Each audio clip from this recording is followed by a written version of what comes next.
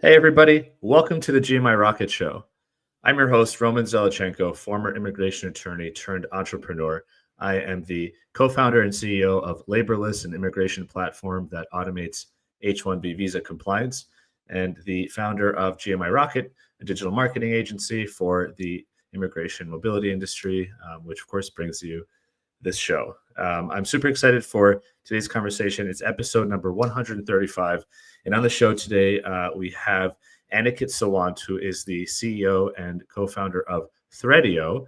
So Threadeo is a really interesting platform that isn't kind of an immigration tech platform at its core, but actually is a platform that uses AI to parse through really, really dense and voluminous documentation and create summaries. And the way Threadeo has sort of moved into the legal space is that the company helps lawyers go through reams of documentation for a lot of things. So for trials, for arbitrations, et cetera. And for the immigration space, one of the cool things that the company has been doing is helping attorneys with FOIA requests. So when immigration attorneys, put or apply for Freedom of Information Act for certain documentation, they often get just tons of paperwork, tons of documents, and it's kind of hard to go through all of that. And Threadeo is a really great product to do that. There's other uses for it, which we'll get into. So I'm really excited for the show. Before we get started, I do want to say thank you to the main sponsor of the show, 8 a.m. DocketWise.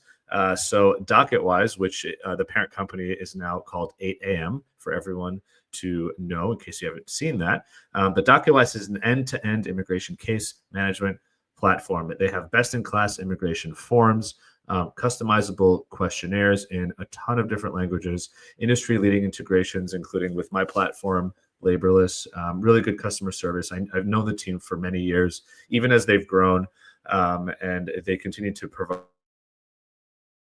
a lot for the industry. They also create a lot of content for the industry. They've got a blog, they have a podcast, which I've been on, ebooks, and more. And of course, they support things like this show, which hopefully is bringing value and information to the industry. So huge thank you to DocketWise. Check them out at 8 a.m., the number 8am.com/DocketWise, or use the link in the show notes. And if you do reach out, tell them you heard about them from the GMI Rocket Show. So without further ado, Aniket, welcome to the show, and thank you so much for being here. Thank you for having me, Roman. It's a pleasure. Yeah, definitely. And, for folks who are listening or tuning in live, please, ask questions, leave comments, wherever you are, what platform you're watching or listening on, because it's even more fun to make these conversations interactive. So, Aniket, I hope I gave an okay summary of what the product does, but of course, we're going to jump into more of that. But before we do, I always love to start with kind of the background of the founder. We can jump right into what the company does and who it serves, but I think it's interesting to know where the founder comes from, because it shows their motivation, it shows their inspiration. Sometimes they have their own immigration story, which can be a tether to this industry.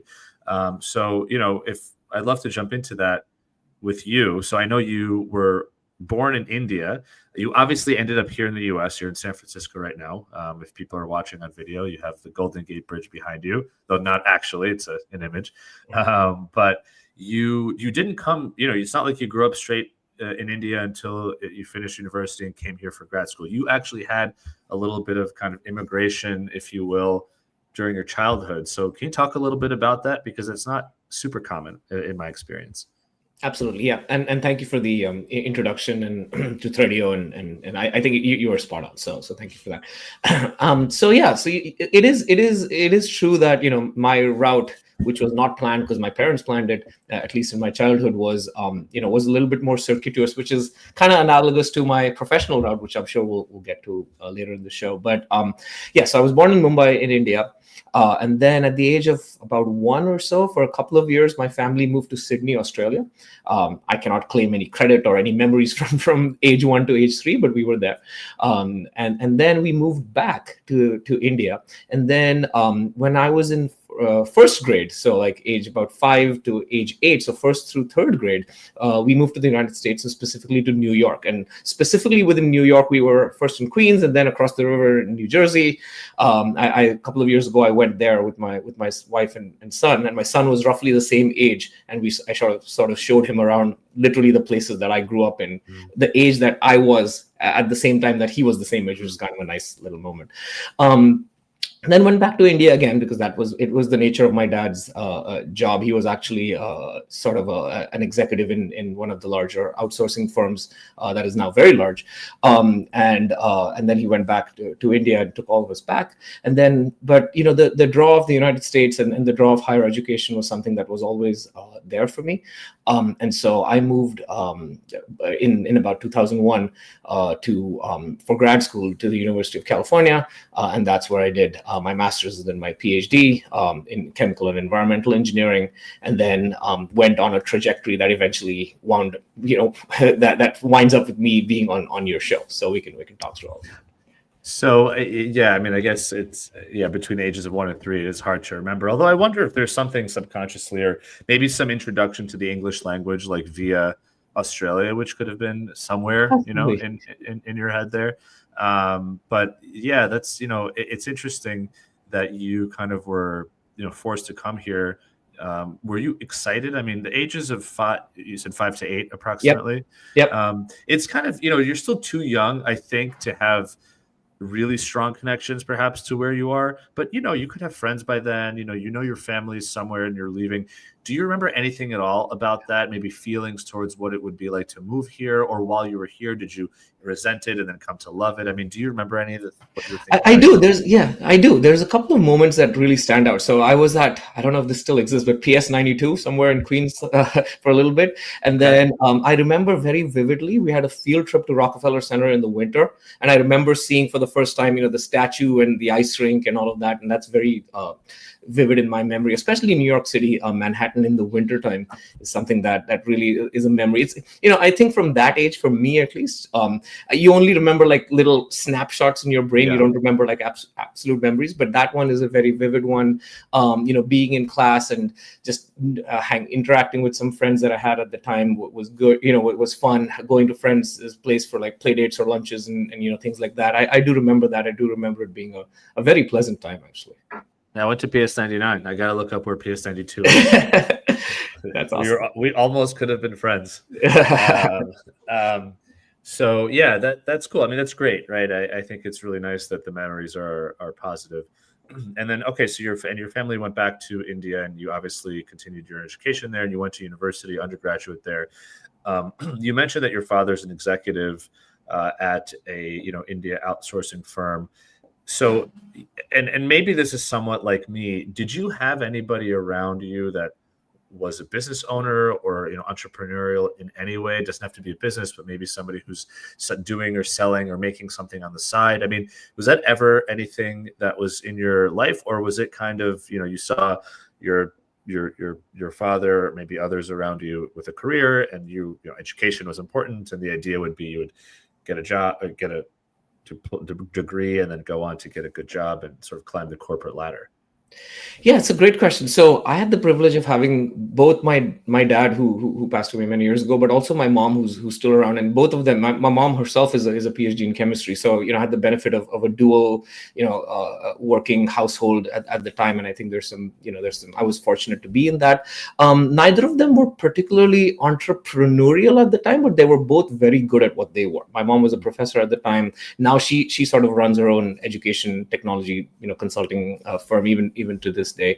And so I knew that I had sort of first row seats to a lot of competence. So for example, I was growing up, when I was in middle and high school was sort of when the .com, the Y2K, all of that, I'm dating myself, but that's just what it is, was really happening. And I remember these kitchen table dinner table, conversations between my mom and my dad and myself, and my sister was a little bit younger at the time.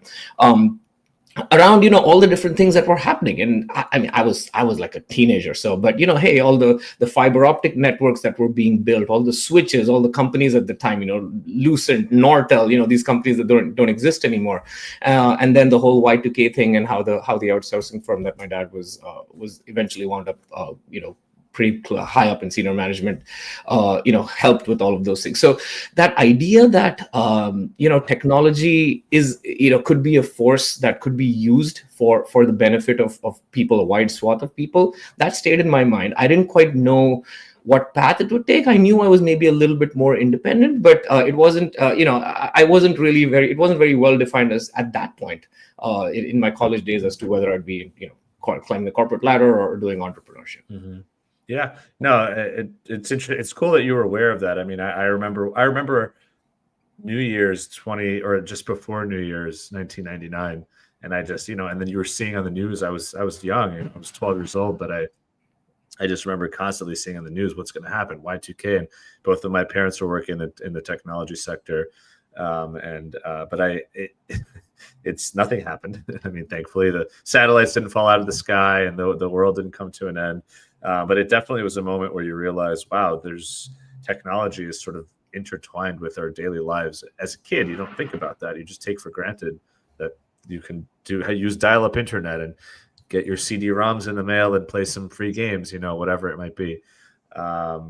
So you've had this like executive, your father was executive, your mother was a professor and also a chemical engineer. You ended up, obviously you finished your undergraduate studies in India, and then you came to the U.S. for grad school, I guess in California. Is that right? Right, Southern California. Yeah.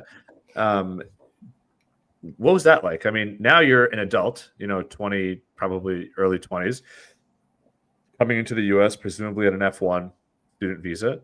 What was that process like for you? I mean, you're an immigrant all over again, but now sort of on your own. Did you feel supported by the school? Was it easy because you sort of a little bit had this experience before? Was it stressful? What do you remember? Yeah, so the biggest thing, and I'll share this with the audience. So I mean, the experience of coming back was coming back to the United States, but first time in California really was really for me it was like okay, this is I think this is the place, or at least the region within the U.S. that I think I like a lot, and we'll see where the future takes us. But I was like, okay, I'll put a pin in California and see if that's something that I want to, somewhere that I want to live long term. So unfortunately, and I'll say unfortunately, is that within a year of me coming to the US, my dad passed away, and so that was kind of an untimely situation. But I bring that up because the amount of support and love and encouragement that I got from my PhD professor, the university, they gave me all the time I needed to sort of take care of things and sort of process everything and go back, stay in India for a little bit. I think that has that has stayed with me for the last 25 years, right? And so that was very that sort of gave me the emotional foundation to kind of do all the things that I was then able to do. So after coming back to India within just about a year of this happening, coming back from India, to the US within a year of this happening, kind of threw myself into the research work, and we did a bunch of exciting and to me at least very cool projects focused around air quality and vehicle emissions, which was my specific subdomain. And there's a reason I chose that, is because I love India, and there's so many wonderful things about it: the culture, the food, the people. One of the challenges that India especially had then and still has in many parts is vehicular pollution and air pollution and things like that. And so I wanted to do something to sort of mitigate that, and that's actually why I chose the universities that I did, the program that I did, and worked on vehicle emissions and air quality. So specifically, studying what are the causes of poor air quality, especially in Southern California, which was a thing back then, and then also like how can you reduce emissions from diesel vehicles, catalytic, by building and designing efficient catalytic converters, things like that. So very technical stuff, and very sort of focused on something that had a personal impact on me. Yeah, that's and I'm sorry that you had to go through that. It's really, really nice that you had so much support from your professors and your colleagues, and that they gave you the time. And it sounds like it didn't really stop you from returning and from continuing with your studies. And I guess because you're there with the school, there's probably a community of other foreign-born students, and whether they go through their own challenges or issues at home or here, you're all sort of in the same boat of not having your actual support system in the US, your family, your close friends growing up, etc. Did you feel like at the time, and I know this was, a couple of decades ago and immigration was much different, but did you feel like at the time immigration was on your mind at all? Or were you kind of thinking about, education and what I'm going to do with my career? And maybe it felt like it was a given that you will be able to, in some way, stay in the US and pursue something after graduation. I think the latter. I didn't think it was given. I just knew that, hey, if I continued on the path of generating value, through my research in a way that would benefit the American people, the country, and so forth, just in the way that I was best equipped to at the time, I thought that a path would sort of appear by which I could continue to stay and continue to drive that value for the country. Yeah. I just wanted to bring that up because, for folks as a reminder that was the case. I mean, 20, 25 years ago, maybe even a little bit less, if you were here in an F1 and you were hopefully going to apply for an H1B, it wasn't, as far as I know, even close to, the stress and the anxiety that it is today. And the idea would be that, look, you're here providing value, you're working on something really important. I mean, important to you in India, but important here as well. I mean, California is known for their highways, and Los Angeles, for example, the traffic and the smog, that's really really relevant work. And you would think, well, if anyone's doing that kind of work today, they ought to get their work visa as well and be able to stay at least for some period of time. And of course, we all know how much of a challenge it is and the different paths people take and the creative solutions they find for that. But, I just want to bring that up. So it's not like you had this traumatic US immigration experience and you thought the process is broken, I have to go build some technology around it, because that is what a lot of people go through. That was not your situation. Not at the time that I was in graduate school. I was more, mostly thinking about, hey, what can I do to sort of stay on the right path, continue driving value in whatever way it might be. And then, I knew sort of I don't want to diminish it by saying the game, but I knew sort of the rules of the game and how it was sort of what you needed to do to play well and get through the various steps. And so until, there was one situation later on, which was when I was doing my MBA, when my wife and I were in a little bit of a tricky spot with an H1B expiration. I don't want to get ahead of that, but that sort of feeds into the whole EB1B and how that sort of played out. So let's talk about that a little bit. I mean, so you graduated from school, you started working, right? Presumably, I guess on an F1 OPT for some period of time, because there was no STEM extension back then. There was no STEM extension. But you had your OPT, and then you I guess got on an H1B on your own. And you were working in your specialty. I mean, you were working as, what would you call it, an environmental scientist or something of the sort?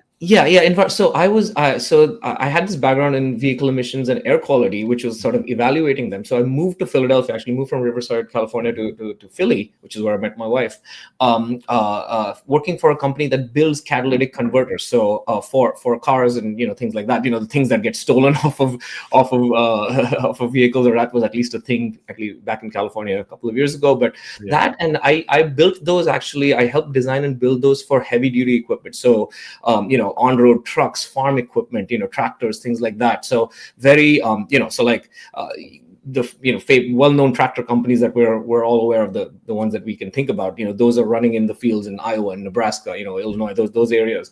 We want to make sure that the farmers and those people who are using those pieces of equipment are also not exposed to dangerous levels of pollution. And so the catalytic converters that I built and helped design essentially did that. They reduced emissions by 98%, so they could go about their day and reduce. So there was and continues to be genuine value in that. And oh, by the way, there's a technical thing where they get really hot, and you have to make sure that you have to manage their temperature. So they're you do not want one of those things exploding in a cornfield, right? And so there's all sorts of very geeky technical engineering considerations in that. But it runs better when it's hot, but you don't want it to be too hot, and so all of these things. So yeah, that was my life for the first 6 years after grad school.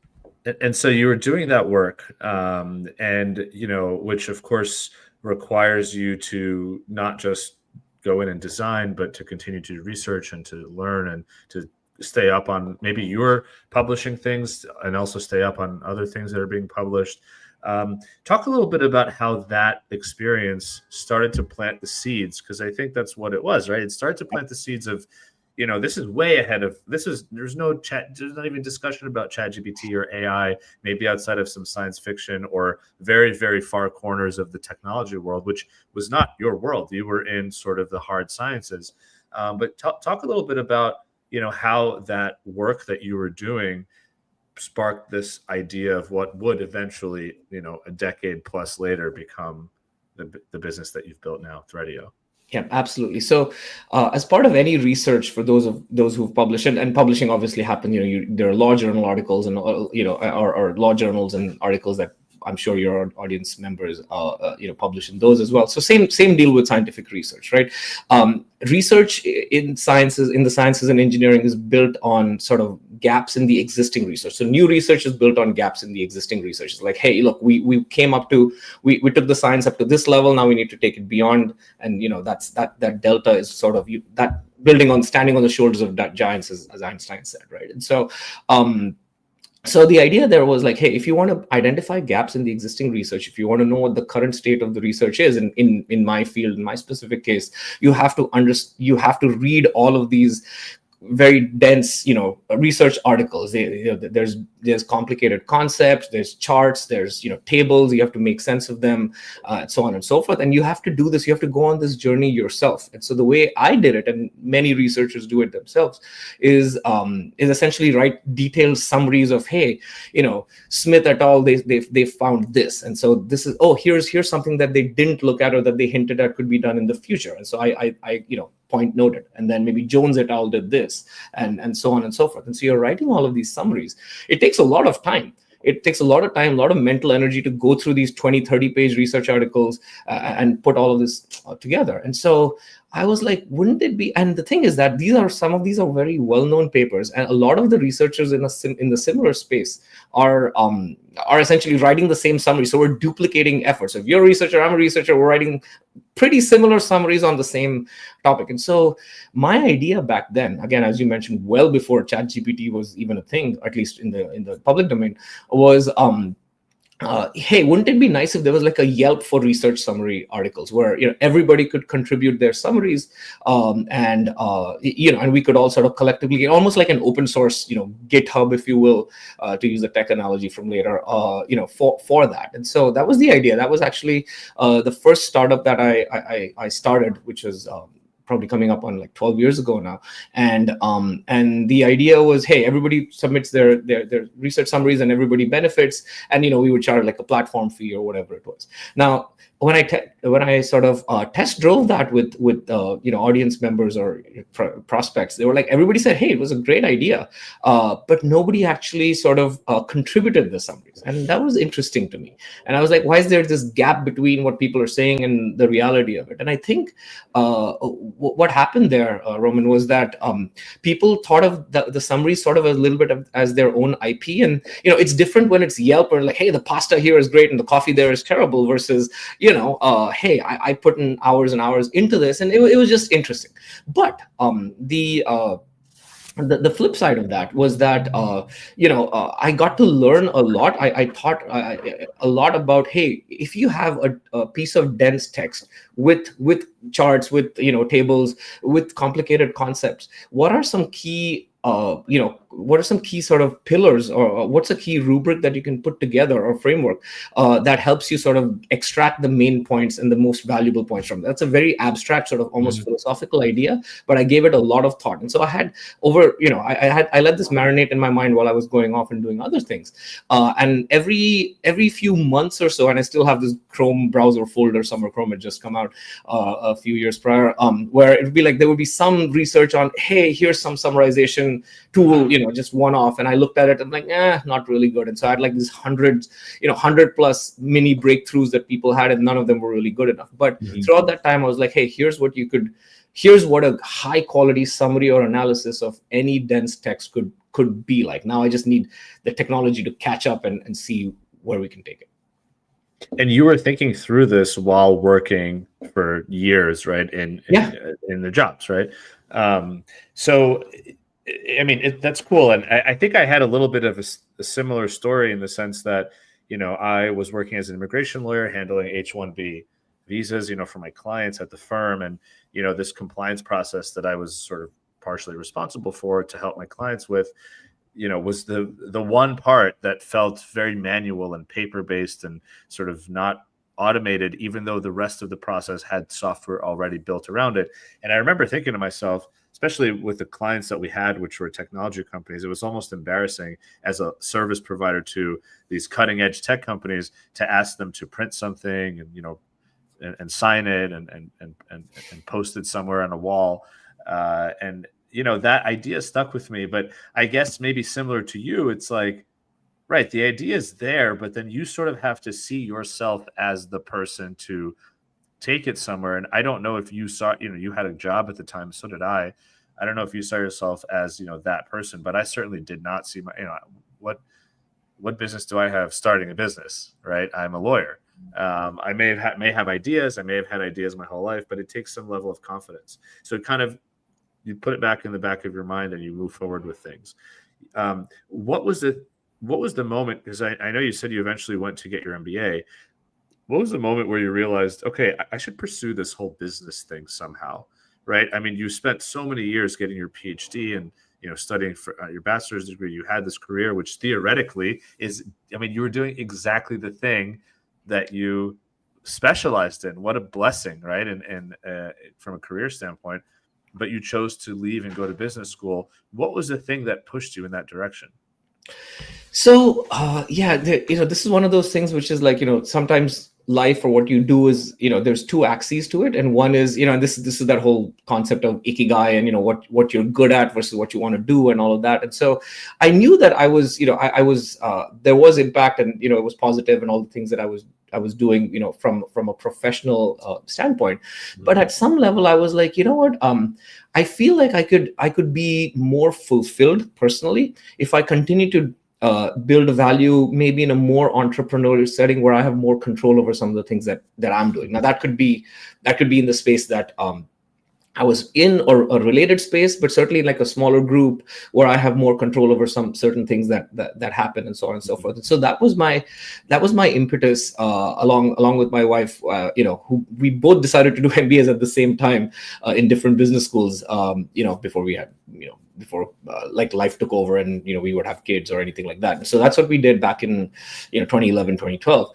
And so it was more like hey, let me sort of get out of this valley of knowledge that I'm in and maybe broaden my horizons. And then if that leads to again, and then this parallel thread with the summaries thing was in the back of my mind anyway. And I was like, hey, can I sort of put two and two together? And then we also we were in Philly at the time. We really did want to move back to California and ideally, to the place where I took this photo that I took actually behind me. And we're like, hey, how do you sort of make all of that happen? And so it was like a multi-variable problem, if you will. And so we're like, hey, you know what? Business school plus plus the opportunities that provides could potentially lead us there. And so I did that. Then was fortunate to join a biofuels startup, bioproduct startup here in Oakland in the Bay Area, and I'm grateful to that team for their support and the things that I learned, including their support in the green card process. And then after that, so after business school and then after the working with the biofuel startup, that's when I was like, you know what, I think now is the time to sort of just take the leap. I'm like, there's no good time per se necessarily to jump into trying out entrepreneurship or seeing how it fits essentially. And so with the support of my wife, tremendous support back then and even today, and for that I'm eternally grateful. She and I decided, hey, let's kind of start this. She had a job lined up after her business school, and so we were sort of good to go for a little bit. And then that's when I started the Yelp for research article summaries. Again, I didn't go anywhere, but I learned a lot, and that set the stage for future developments. I love that. It's such a great. It's cool to see because that moment is really important. I mean, that is the moment where you took a leap of faith. I suppose you had your background and your experience, and worst case scenario, you could probably have gotten some job afterwards. So, for me, the thought process would be, well, let's try and it's now or never, kind of, right? Especially once life takes over. Like, as you said, you have kids, you have other obligations that makes it really hard to take a risk.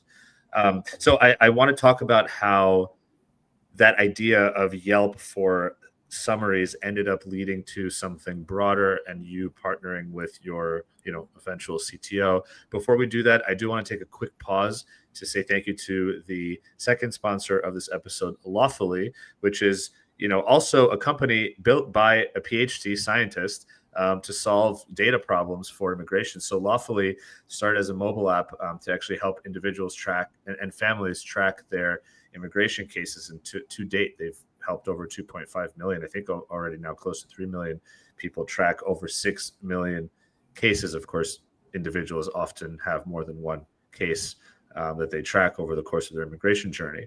But then last year in 2024, they found out that there were some users that were tracking like hundreds of cases and looked into it as they would. And it turns out that those people were legal professionals using this app on behalf of many, many clients. And so that's where Lawfully ended up launching something called Lawfully Pro, which helps immigration law firms, in-house global mobility teams, and nonprofits stay up to date and on top of all of their employees' cases for USCIS, NVC, the Department of Labor, EOIR, et cetera. And so they can also help better address case status questions for their foreign nationals. So Lawfully, I know the team personally. They're also based here in New York City. They're a really great team that thinks is very thoughtful about their product and what they create for their customers. So if anyone out there is interested in using a tool that is specifically focused on helping track their clients and employees' cases in a really user-friendly, mobile-first way, check out Lawfully. They work with small and mid-sized law firms, nonprofits, in-house teams, et cetera. So check them out at Lawfully. That's LAWFULLY.com. And if you talk to them, again, tell them that you heard about them from the GMI Rocket Show. It would be nice. So thank you to Lawfully. And Aniket, so at this point, you've got your MBA. By the way, you're filing for an EB1 at this time, right? Because just around the time that I'm getting my MBA and working with the biofuel startup. So it's all a very busy time, a lot of things going on at the same time. Yeah. So what was the before we, as a small side note, but I think it's an important piece of your story because you when you went to your MBA, did you go back onto an F1 student visa? Yes, I had to. So at that point, and you've been through this already. F1, you know that after that there's an H1B. Obviously, getting an EB1 is an amazing, almost, I mean, it's not a free pass per se, but it kind of unshackles you from the, being tied to a particular employer and, of course, a temporary visa. Just as a quick aside, because I'm just curious, for you, what was the calculation? How did you come across this idea of, well, hey, I'm outstanding researcher. I've done all this amazing research and then eventually work in this field. Maybe I should try for a green card. Yeah, no, it's a great question. So what happened was, my wife was employed. So we were both employed and then we were both decided to do MBAs at the same time for the reasons that I mentioned. My wife had my wife, I think she had an approved I-140 at the time. And then there was some glitch that I don't exactly recall what happened. But then, so the idea back then was, hey, we'll get the I-140 and then the EAD and all of that, for her, and then I would be her spouse. And then that fell through for various reasons. And then now we're like, we're sort of towards the end of the 6-year H1. And so we have this really weird sort of window, and we had to make like a decision within which, hey, should we sort of go for this EB1, or are we, is this the end of sort of our American journey for now, and then we'll figure things out? Because we knew some friends for whom that was the case. They're back now and they're doing great. But like we were not like we had moved into this new place and we were not like hanging stuff on the walls because we didn't know whether we'd be going back or not. Yeah. But then Then what we did was, both of us, we did a super deep dive into, we're like, hey, you know what, there is this potential option. I spoke to a friend of mine, a college friend of mine, who's now doing great. He's a professor in DC, and so he was like, hey, look at the EB1, but I'm like, hey, you're a professor, I'm not, I have done all these things, I've published all these papers, I've generated all this value, initially, in California, and then for business and things like that. And so he was like, no, just take a look at it. And he put me in touch with a fantastic immigration attorney, law firm. And then I sort of built this narrative with my wife, and we're like, hey, maybe there's a story here. And we ran it past the immigration attorney, and she said, yeah, there actually is, because you've done a lot of the work that would qualify you, and the narrative that you've put together, the threads of how it all sort of combines to produce value, or has generated value over the past decade or so for the United States, is truly is compelling. And so let's give it a shot, and we did, and it worked out, to shorten things.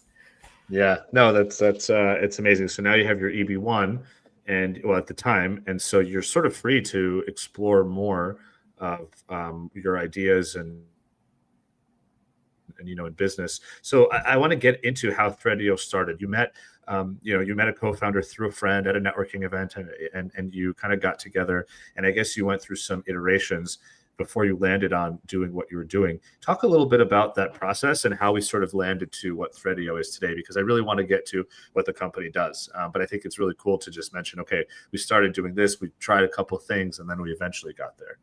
Right. And so, so the way it worked is I got the EB1, and then, shortly after, maybe a year or so after, I decided to take the leap with the summaries platform. Now, for that, again, I didn't have like the technical coding, I had technical knowledge in a separate field, but not in the sense of building a platform.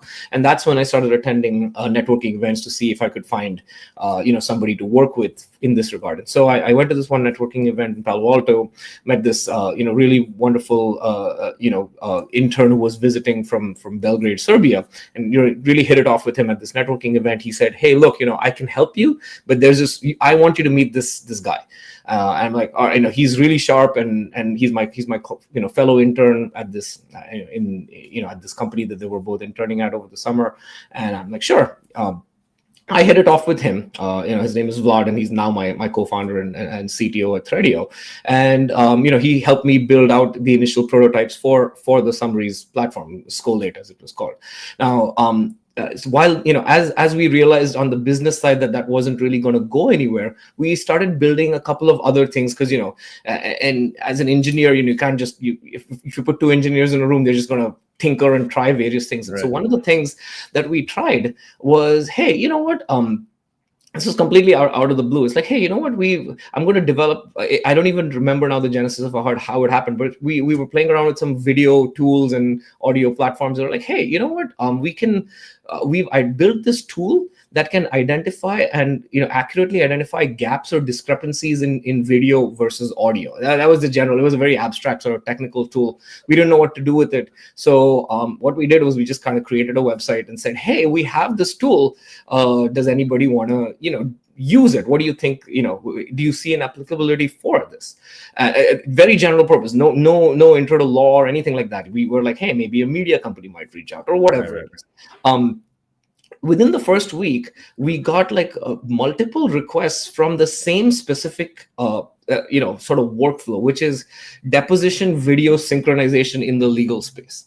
Because what that is like, if you I know that depositions are maybe not so common in immigration law, but if for those who've done depositions, what you have is you have a video of maybe Roman, you as the attorney, I'm like the deponent, you're interviewing me, and there's a video feed for that. Could be Zoom, as it is more or less today, but pre-COVID it was just there was an actual videographer in the room. But that the transcript is the official transcript is still typed up by a human stenographer. That's how it works in New York, California, and that's how it certainly was. And so now you have this text file and you have this video feed, and now you have to sort of sync the two, and then that's what the attorney would use to then create clips for trial presentation, presenting to the jury, things like that. And so in litigation, that's actually a very important behind the scenes workflow that unless you're an active litigator or trial lawyer, you may not actually be aware of. And there's court reporting firms, the Veritex, the US Legals, the Esquires, if you've seen those names, Lexitas, Magna, all of those folks. That's what they do on a daily basis. And so we built the solution, and then the problem sort of presented itself, and then we realized that relative to the other solutions that were on the market, which was kind of old, desktop based, decades old technology that hadn't been improved, we were like a factor of 10 better now. Wow. And so and we continue to be that way. And so that's how we got our start. Sort of, you mentioned accidental. So the entrepreneurship was intentional. It was circuitous, but the specific problem within the legal space that we solved was definitely accidental. And it was just like, there's analogies to NVIDIA where these graphics chips that were built for games are now doing AI, right? They were not designed for that. I'm not saying we're NVIDIA or anything, but it was one of those just completely fortuitous alignment. So that's how we got our start in the legal space with doing deposition videos and the associated transcripts. And so that continues to be a strong portion of our business and still remains our number one bread and butter, what we do all day, every day for court reporting firms and behind the scenes. So talk a little bit about how that transitioned over to some of the FOIA work and other things that you've done that's more specifically, focused on, or at least can support the immigration attorneys, because no other platforms, as far as I know, really do this, or at least advertise it quite the same way. And so what I really like about this, and what I was really excited to have you on the show, is that, I like to have everybody on the show. And so maybe you're using one platform and I have a guest on who uses or who's built a competing platform, and you can make an informed decision as to whether or not you want to try something different and replace, what you're using now. But I think with what you have, if a lawyer is listening to this, or a team, that's a legal team in-house, for example, that would be interested in your software, the likelihood is that they're not using something today that already does this. And so this could be a simple value add, a supplement to what they're doing, or a complement, I guess, rather than a replacement, which is sometimes easier to swallow, right? Oh, let me try this out. I don't have to worry about, So talk a little bit about that. How you're supporting the immigration space today. Absolutely. Yeah. So a quick, I think I'll finish the journey in about 30 seconds. So with access, so we had, so there's three things that really led to where we landed with the summarization and analysis as it stands today. So first is obviously all the stuff in my brain with summarization and analysis of dense text. Absolutely. Second is through this deposition video synchronization, we got access to a ton of deposition transcripts to actually, transcripts that we could work on that were dense text in the legal space. And so you had those general purpose principles that I'd already thought of. We had this dense text within the legal space. And then about a year and a half ago, 2 years ago now, we started seeing that LLMs were getting to be good enough. And we were not just the LLMs, but our skill level in terms of applying those principles from a decade ago to the LLMs to summarize and analyze deposition transcripts was actually pretty good. And so when we launched about a year and a half ago now, purely deposition summaries and analysis, they took off. We received some, we were very flattered by the reception. And so that's where we started.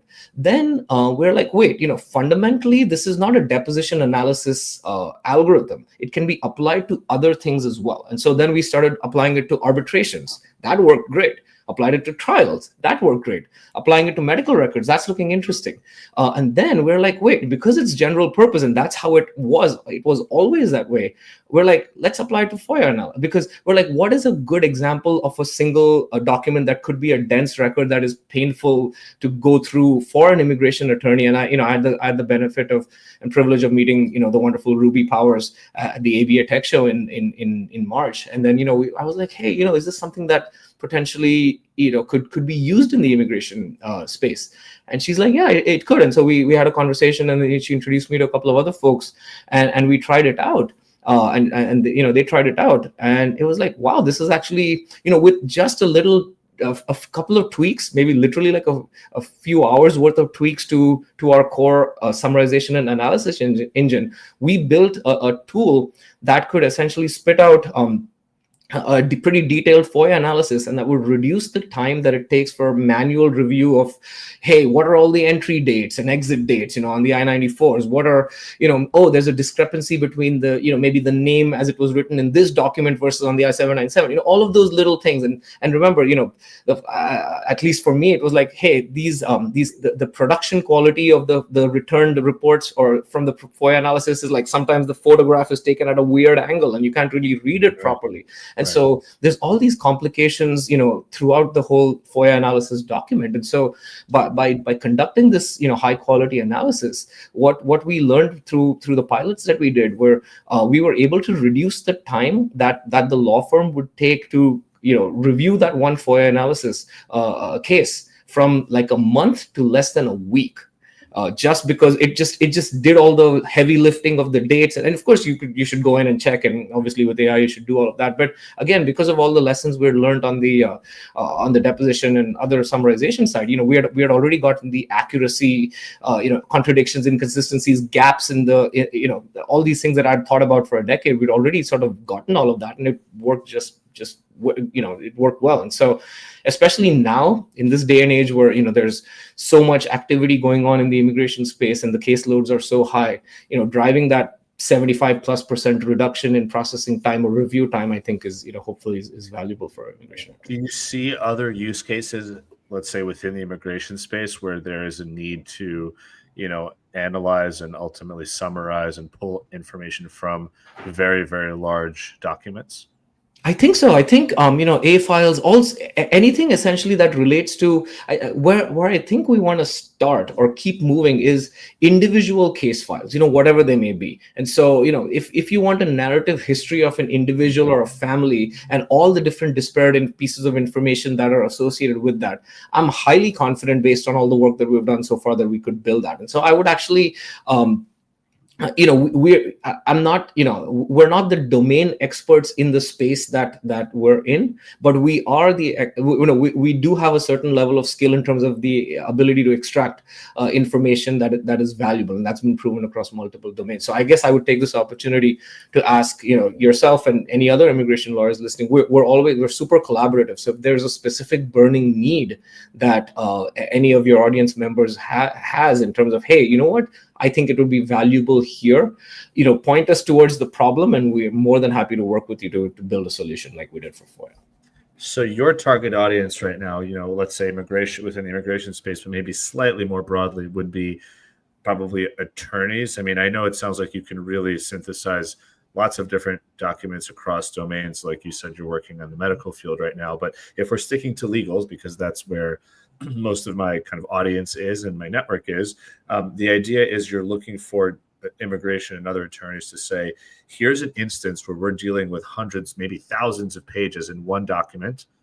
Maybe could it be across documents? Could I give you 30 PDFs and you look at all of them together? Or Yes. So right now, I think we're, depending on the size of the PDFs, we have certain quality standards. So we like to keep it to about 10 PDFs or so. That's what we are expanding that, how AI works, context windows, things like that. But yeah, absolutely. Like across documents, multiple PDFs, dense information will take hours, days, weeks to process manually.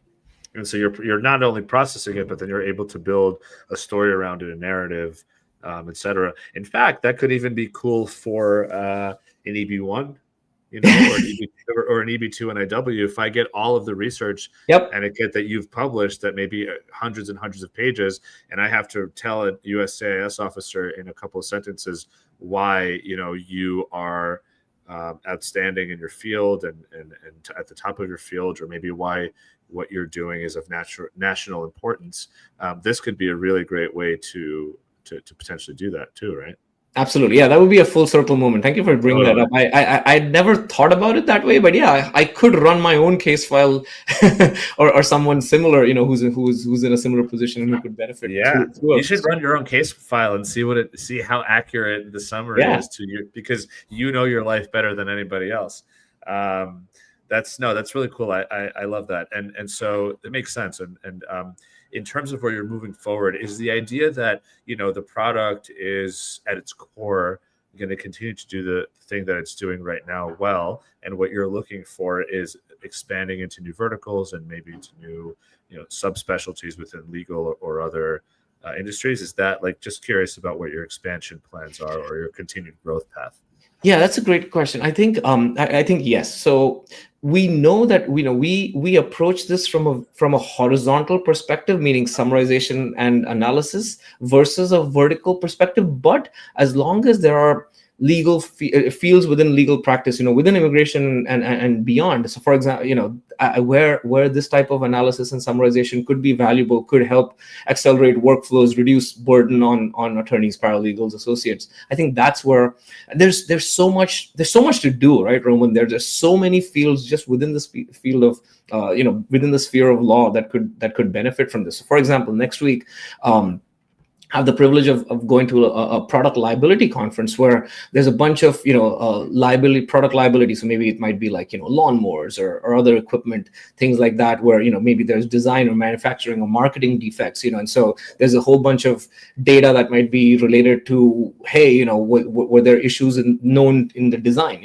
and so could you sort of summarize and analyze the content? Maybe there's government regulations that certain designs maybe within spec and certain maybe running afoul. So there's all these dense documents that again need to be summarized, extracted, analyzed, and then their conclusions brought out. And so that would be the. I'm also thinking I can even see a use case here for executives, because executives oftentimes, I learned this very much when I left the legal practice and I worked in-house at a company for a few years before I started my own business. I used to write, I would get an email, or I would have to send an email to a manager or an executive, and I'd say, dear Aniket, I hope this finds you well. Per our previous email where we discussed A, B, C, D, E, F, G, I'd like to share with you the following bullet points. First, but I'm thinking like a lawyer, I want to make sure to put everything in. The email is 4 paragraphs long. Please advise, blah, blah, blah. And I would send it over. And at some point, one of my managers came to me. They were like, Roman, you can't write like this. Nobody's reading it. It's way too long. And I thought it would be rude and it would be incorrect for me to be, to say, hey, Aniket, following up, please reply to me as soon as you can. I need this by 4 p.m. Roman, right? That's all, right? But it didn't feel natural to me. I wasn't good at it. It took me a very long time. And that's just me asking questions off the top of my head. What if I had to review a deck and then give a summary of that deck to a manager in a way that's going to get straight to the point, et cetera, et cetera? I think that I would have loved to have a tool like this to say, hey, here's a 150-page compliance document that I need to summarize in 4 sentences and then have a call to action for this managing director at this company. Let me do it. I could see a use case for that as well. You know what I mean? So I think it's the idea of like summaries, that's really specialized is pretty cool. One last question I want to ask you, because I know we're coming up on time here, is, in terms of data security, you're obviously having some of the most sensitive data fed into your system, especially if you're going to go into, with legal certainly, but especially if you go into medical and in other such fields. How do you deal with that? Is it a simple, kind of, how do you answer that, or how do you deal with that? Sure. I'm glad. I think the timing for this call couldn't be even better, because on this past Monday, we're on Friday to this past Monday, which was the 3rd, I think, we actually announced our SOC 2 Type 2 and HIPAA officially compliant. So we've been working on, we had to just wait for the formal stamp of approval from the auditor from our platform that sort of independently audits us. But we've been following basically all of these practices for I would dare say years. And so it's nice to have that formal certification and compliance and all of that. And so we think about it in 2 ways, just to get a little technical. Is like, there's data security and then there's data privacy. And so security means, hey, no unauthorized access, and privacy means discretion in authorized access. Right. And so, security is like, everything is encrypted in transit, at rest, all of that. And then privacy is, especially in the domain of or realm of AI, Roman, is like, hey, is my confidential information, or is my client's confidential medical records, immigration files, whatever it may be, company sensitive emails, internal emails, things like that, is that being used to train some models, or are we using it to train any models? And the answer is absolutely not. We all of our contracts with whatever vendors and suppliers, first of all, they're reputed US only based suppliers. So for anybody who's has any concerns about that, and they're all explicitly zero training and limited data retention. And so all of that is covered. So you can rest assured that it's not going anywhere it shouldn't be. That's great. Yeah, and it seems like that's where people are going, but that's always a question, especially for lawyers or other licensed professionals, who want to use an AI-based tool. Kind of what's happening with my data. So I want to ask you one last question, just to end on this note. It's a little bit of a different question, but right now you've been working at this for a really long time. At the same time, you're sort of still in the beginning stages, right? I'm still figuring out what industry you're growing into, and what all the different use cases might be for Threadeo, for the platform.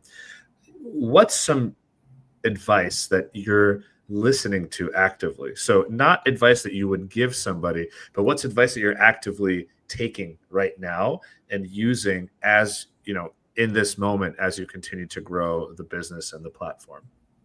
It's a great question. I think a lot of it relates to broadly two buckets. One is, the capabilities, a realistic assessment of the capabilities and frankly pitfalls of some of these AI tools. So, like understanding exactly what they can do and what they cannot do is central to our business, because if we overpromise, that's a disappointment. And if we underpromise, well, there's value that we could have provided to clients, to law firms and other folks that we're not providing. So that's number one.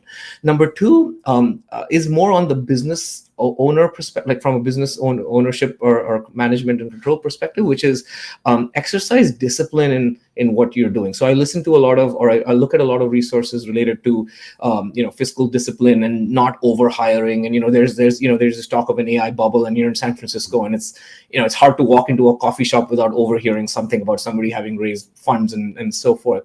And so sort of maintaining the discipline of focusing on your product, focusing on your customers through the work that you do through your product, and maintaining sort of the discipline around, hey, I want to build this because this is the value case for this customer, and this is how it's going to benefit them and benefit us, instead of sort of over-indexing on a little bit on vanity metrics such as, oh, I went to, I was a panelist on so many different conferences and everybody loves me and I raised so much money and I'm in TechCrunch or whatever the appropriate is. Like, that's great, but that should be in service of driving value for your clients. And so I listen, I absorb a lot of information to sort of strike that balance, both on the product side, on the AI side, but also on the business ownership side. I love that. That's so important. I'm in the same boat. We're a bootstrap company, and we've been incredibly fiscally conservative. And maybe things have gone a little bit slower than they could have if we raised funds. But to your point, I would rather have control and go slowly and steadily rather than go all out in the beginning and then potentially crash and burn. Obviously, that's the downside risk. The upside risk is you take off like a sprocket ship. But so that's really cool. Thank you for sharing.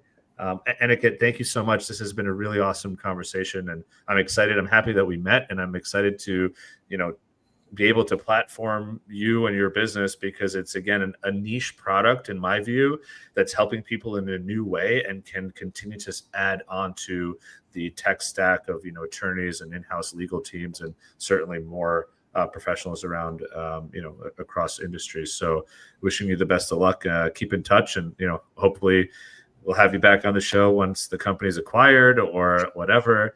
But yeah, thank you so much for being here. Really appreciate it, Aniket. Thank you. It's been my pleasure, Roman. It's been a pleasure speaking with you today.